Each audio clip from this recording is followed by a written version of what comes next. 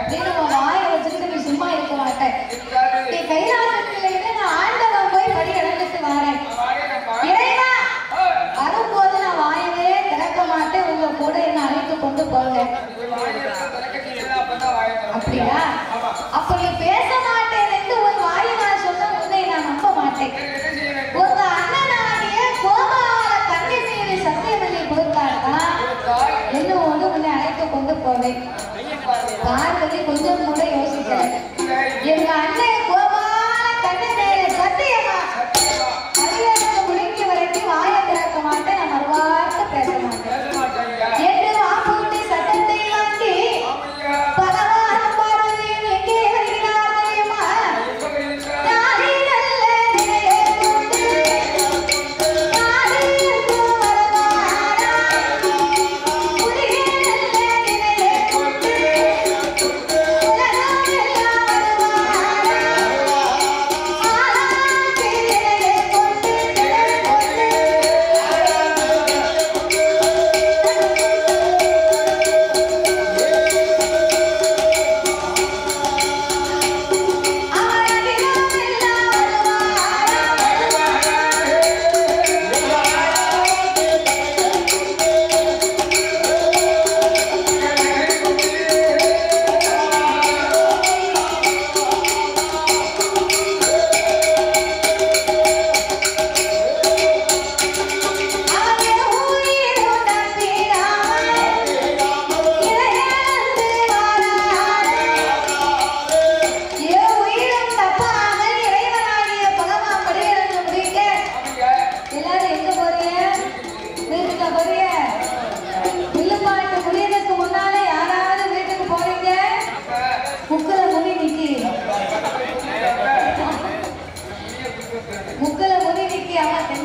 வரும்போதே கார்ல கூட்டு வந்தேன். என் பேச மீது யாராவது போனீங்கன்னு வைங்க, வீட்டுல போய் தூங்கணும்னு போய் படுத்தா தூங்கும் போது கண்ணு தெரியாது. கண்ணை கொடுத்தா இருட்டத்தனையா இருக்கும். கவனமா கேட்டா சிரிப்பாங்க, இல்லைன்னா கல்ல கொண்டு எறிவாங்க. எந்த வார்த்தையுமே கவனமா இல்ல என்ன அர்த்தம் இருக்கிறத யோசிச்சு பார்க்கணும். தூங்கும் போது யாருக்காவது கண்ணு தெரியுமா? கண்ணை மூடி இருப்ப அப்புறம் எப்படி தெரியும்?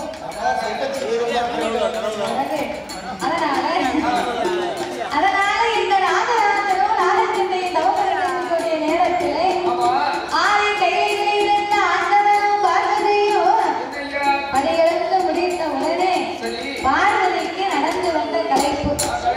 அண்டவா பரம்பரை நடந்து வந்ததுனால எனக்கு கலைப்பாடு இருக்கு, கொஞ்ச நேரம் எங்கேயாவது இருந்து இலைப்பாறை விட்டு நம்ம கைலாசத்துக்கு போவோம் அப்படின்னு சொன்ன உடனே கண்ணு கட்டிய தூரத்திலே ஒரு ஆலமரத்தை கண்டு ஆலமரத்தின் அடியிலே சென்று இருவேர்களுமே அமர்ந்திருந்தார்கள்.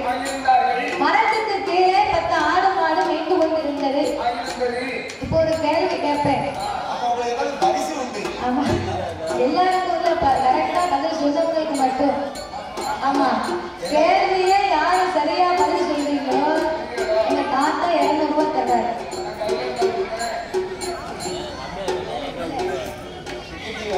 அதனால இந்த கீழே 10 ஆடு மாடு மேய்ந்து கொண்டிருக்க இந்த மாடு மேய்க்கக்கூடிய ஒரு சின்னஞ்சிறிய பாலகை, நான் டவுசர் போட்டிருக்க பாரு கட்டி, இவனை மாறி ஒரு சின்ன பையன் மரத்துக்கு மேல ஏறி முனிக்கொப்புல உட்கார்ந்து அடிக்கொப்பை வெட்டி கொண்டிருக்கிறார்.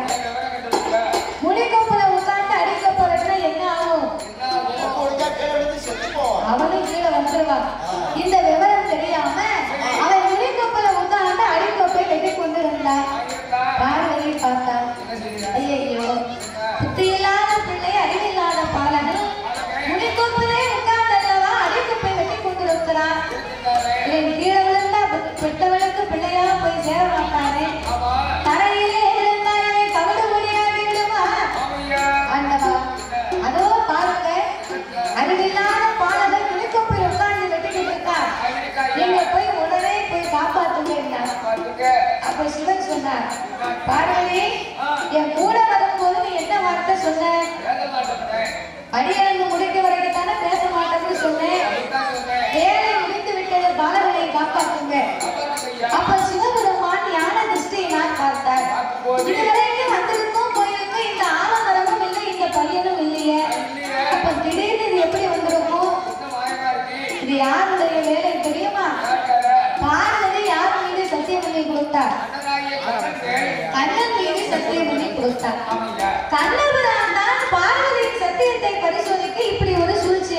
ஏற்பாடு செய்தார். இதை அறிந்த சிவன் காப்பாற்ற முடியாது என்றார். பார்வதி காப்பாற்றலன்னா உங்க கூட ஒரு அடி எடுத்து வைக்க மாட்டேன்னா. அப்போ சிவன் பார்த்தார், இவள் பிடிவாதத்துக்கு நம்ம பதில் சொல்ல முடியாது.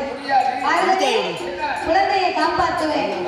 ஆனா ஒண்ணு, அவன் எப்படி இப்ப வெட்ட முடிந்து கீழே விழத்தான் போறான்.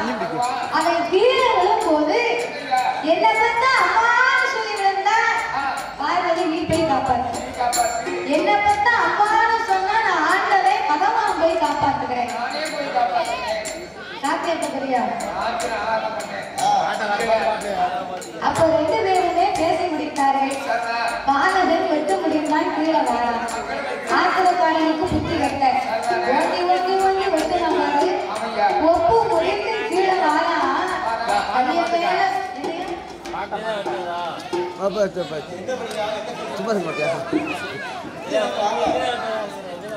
நீங்க வந்து சொல்லிட்டு போனதே எங்களுக்கு கொஞ்சம் வசதியா இருக்கும்.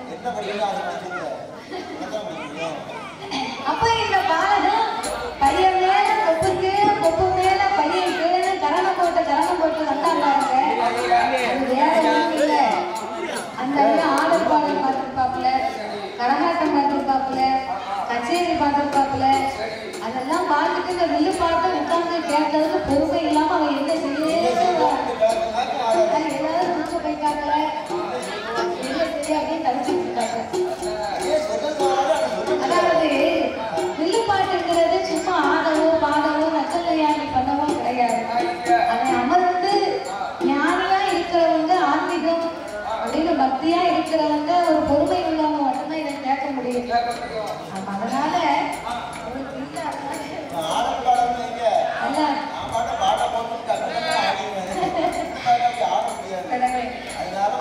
அப்ப இந்த பாலகன் கொப்பு முடிந்து கீழே வந்தா பாருங்க. ஏ பாவி, உயிர் மேல ஆசை இருந்து என்ன பார்த்தா அம்மான்னு சொல்லியிருக்கலாம், இல்லைன்னா என்ன பார்த்தா அப்பான்னு சொல்லியிருக்கலாம். அம்மா என்றும் சொல்லவில்லை, அப்பா என்றும் சொல்லவில்லை, வேற என்னதான் சொல்லியிருப்பார்? இதான் கேள்வி.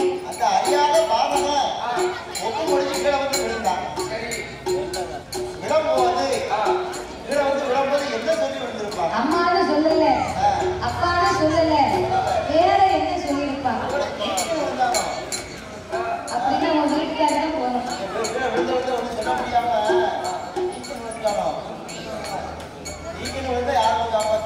சொல்லுங்க யாராவது.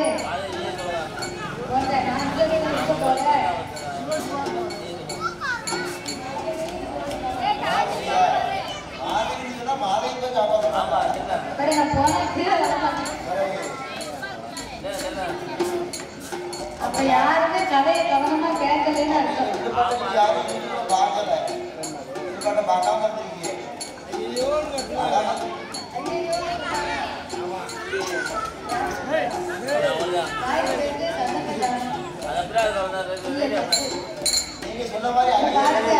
நான் பரிசு கொடுத்த ரூபாயிலே நினைச்சிருந்தே ரூபா வந்துட்டு நீங்க சொன்னீங்கன்னா உங்களுக்கு ஆமா யாருக்குமே இல்ல தெரியல. நானே சொல்லுறேன், அம்மா எனக்கு சொல்லவில்லை, அப்பா எனக்கு சொல்லவில்லை, நான் செத்தேன்னு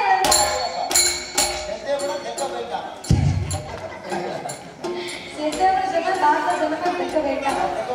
பெக்க ஏன் போனா பெக்கதான் சுடுகாடு எம்ம தசை. அப்போ பாலகன் அம்மா மட்டும் சொல்லவில்லை, அப்பா மட்டும் சொல்லவில்லை, நான் செத்தேன்னு செத்து போனாங்களே. அதான் இன்னைக்கு பெரியவங்க சொல்லுவாங்க, அவையாவே வாழ்க்கை அவையாவே வாயில் இருக்கான். நல்லதை பேசணும், நல்லதை நினைக்கணும். நம்ம வாயிலிருந்து வரக்கூடிய வார்த்தை நல்ல வார்த்தையா இருக்கணுமா? நம்ம வாயினால் யாரையும் சபிக்க கூடாது. நல்ல வார்த்தையே சொன்னா அவங்க நல்லா இருப்பாங்க. ஏன் தெரியுமா? வார்த்தைக்கு உணர்வு இருக்கிறது, உயிர் இருக்கிறது. ஒரு ஆள்கிட்ட போய் நம்ம பேசணும்னு வைங்களேன், அவர்கிட்ட கோபப்பட்டு பேசினா நம்மகிட்ட எப்படி பேசுவாரு, அன்பா பேசினா எப்படி பேசுவாரு? அப்ப வார்த்தைக்கு உணர்வு இருக்கு, உயிர் இருக்கு. அதை புரிஞ்சு நடக்கணும், பேசணும். நம்ம கண்ணுக்கு விழுத்தா கூட அம்மான்னு சொல்லணும், இல்ல எப்பான்னு சொல்லணும். நான் செத்தவங்க அப்புறம் உயிர் போயிடும். தும்மல் போடும்போது நம்ம உயிர் கைலாசம் போயிட்டு திரும்பி வருதுன்னு சொல்றாங்க. கைலாசம் போன உயிர் அம்மான்னு சொல்லி வச்சுக்கோங்களேன், அங்கே நின்றுடும். சொல்லுவாங்க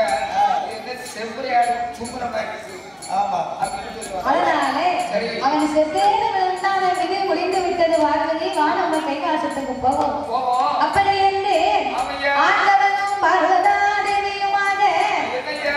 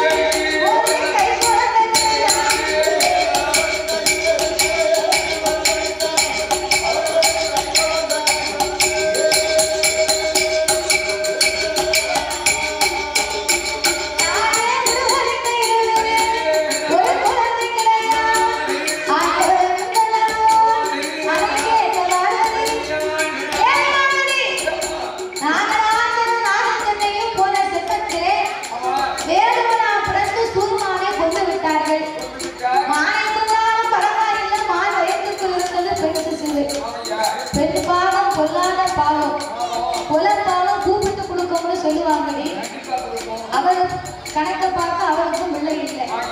சரி, பெண்ணா பிறந்தவா நாகக்கண்ணி கணக்க பார்த்தா அவன் இவருக்கு மேல. மருத்துவமா பிறந்து 7-8 பிள்ளைக்கு கருமருந்தை கொடுத்து கருவிலே கலைச்சிட்டா பிள்ளைய. அதனால இனி இவங்க 2 பேருக்கும் குழந்தை கொடுக்க என்ன ஆக முடியாது. வா நம்ம கைலாசத்துக்கு போவோம். ஆண்டவா பரம்பொருளே, பெண்ணை கண்டா பேரும் மனமிருந்தம் என்று சொல்லுவார்கள். உனக்கு கொஞ்சம் கூடவா மனமிருந்தவில்லை. சாமி கல்ல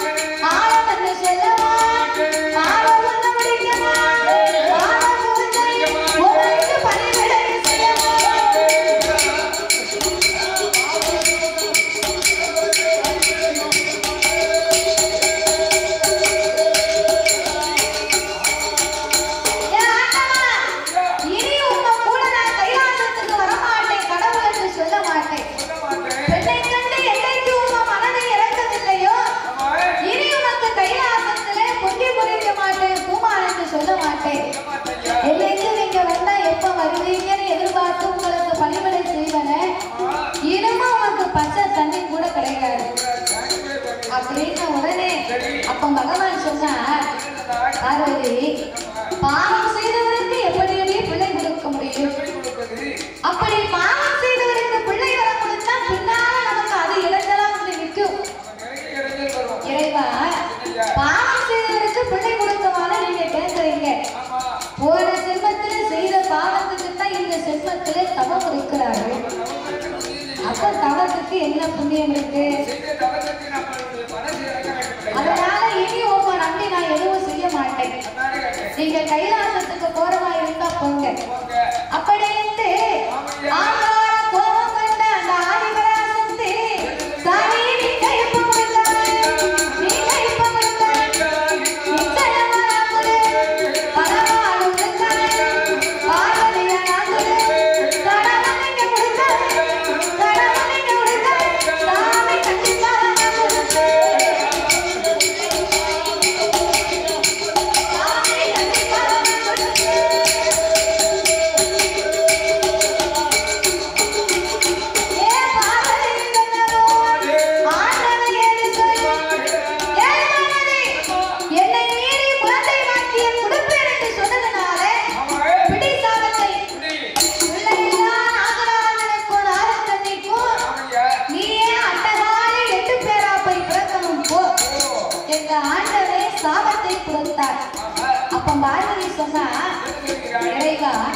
நான் யாருக்கும் குழந்தை வாக்கியம் கொடுக்க சொன்னாலும் நீயே பிள்ளையா பறக்கணும்னு எனக்கு சாபத்தை கொடுக்குறீங்க. ஒரு பாம்பு ஒரு நாகத்தினுடைய வயத்திலே சற்று நான் கருவாய் சனிப்பதற்கு சட்டம் கிடையாது. கருவுற்று பிறக்குமானால் அது தெய்வமும் கிடையாது. அப்படி இருக்கும் போது நான் எப்படி நான் பாம்பின் வயசுல போய் நான் பிள்ளைய பார்க்க? அப்படியான உனக்கு நான் வரம் தாரேன். நாகத்தின் வயத்துல போய் நீ கருவா சனிக்க வேண்டாம். நாகத்திற்கு முட்டையிடக்கூடிய வரத்தை கொடுத்தா தன்னை அறியாமல் கொத்தி பிடிக்கும். அதனாலே தெய்வ குழந்தையாக பிறகு செய்ய இருப்பதனால அமிர்தம் என்று சொல்லக்கூடிய 8 கலசத்தை வரவழைத்து அந்த அமிர்த 8 கலசத்தில் நாகராஜனுக்கு நாகக்கண்ணிக்கு வரமாக கொடுத்து 21 நாள் அடை மண்டலங்கள் 48 நாள் ஒரு மண்டலங்களாகவே பூஜையிலிருந்து வர சொல்லு. 48 நாள் ஒரு மண்டலத்துக்கு உள்ளாக ஆதி பராசக்தியே உன் 1008 சுருவத்தில் அரை சுருவத்தை எடுத்து கரு உருவாக சனித்து நீ கை குழந்தையா பிறக்கணும் போ என்ற ஆண்டவன் மாற்று வரங்களை கொடுத்து வாயு தேவன் மகிமையினால் அமிர்த கலசத்தை வரவழைத்தார்கள். அப்பா நாகராஜா நாகக்கண்ணே, உங்களுக்கு இருக்கும் குழந்தை இல்லா கவலையை தீர்ப்பதற்கு இந்த 8 கலசத்தை வரமாக கொடுக்கிறோம். உங்க அரண்மனையிலே வைத்து பூஜை இருந்து வந்தால் உங்களுக்கு புத்திர வாக்கியம் கிடைக்கும் என்று சொல்ல இருதேவியோட வரத்தை வாங்கி தன் வேதவாசல் கோட்டைக்கு வந்து கலச 8ஐயும் வட்டமா அடுக்கினார்கள். வட்டத்தை சுற்றி நாகம் 2 தன் உடலை போட்டு சுற்றி படத்தை மேலே விரித்துக் கொண்டு 21 நாள் மண்டலங்கள் 48 நாள் ஒரு மண்டலங்களாகவே பூஜையிலிருந்து வந்தார்கள். அது 48 நாளையிலே நல்ல செவ்வாய்க்கிழமை அன்று அந்த 8